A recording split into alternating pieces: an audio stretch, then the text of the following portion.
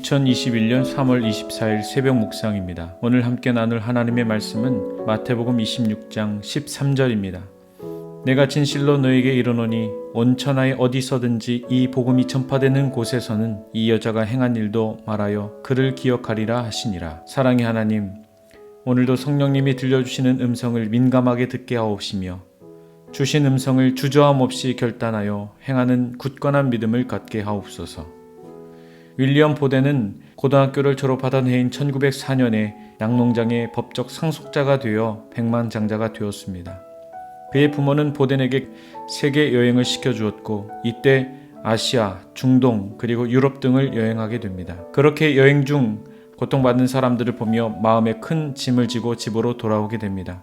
그때 여행 중 만난 하나님을 위해서 전도 사업과 그 일에 대한 준비를 위해 일생을 바치겠다며 프린스턴 신학교에 진학을 하게 됩니다. 이후 중국 선교사로 파송받게 되어 잠시 이집트에 머물게 되었을 때 안타깝게도 척추 내막염에 걸려 세상을 떠나게 됩니다.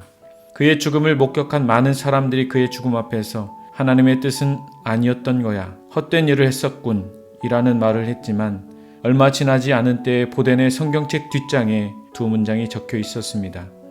지체할 수 없음 그리고 후회 없다 라는 문장이었습니다. 그는 병에 걸린 상태에서조차도 하나님을 위해 일하게 된 것을 후회 없다고 고백한 것입니다. 오늘 본문은 예수님을 위해 지체 없이 또한 후회 없이 행동한 한 여인을 소개하고 있습니다. 예수님은 잠시 쉼을 얻고자 베다니에 있는 나병 환자 시몬의 집에 머물게 됩니다.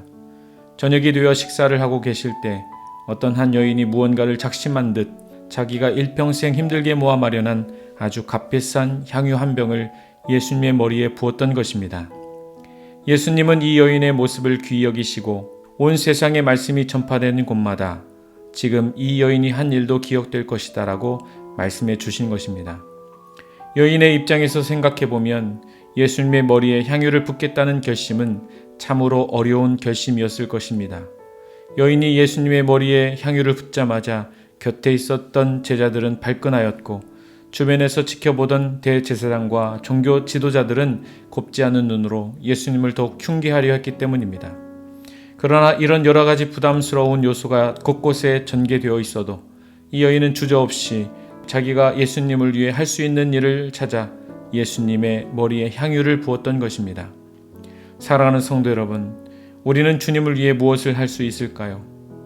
우리는 이렇게 기도해야 합니다.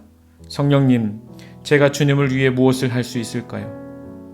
바라옵기는 하나님께서 우리에게 분명한 음성을 주셔서 우리 또한 여인과 같이 할 수 있는 최선의 것을 통해 주님을 위해 드릴 수 있는 무언가가 있기를 기도합니다. 하나님은 기도하는 우리의 기도를 듣고 계십니다. 무엇이든 성령님께서 주신 감동이 있다면 그 주신 마음을 붙잡고 결심하고 후회 없이 행하여 하나님의 함께하심의 은혜를 경험하는 복된 하루의 삶을 살게 되시기를 주님의 이름으로 기도합니다.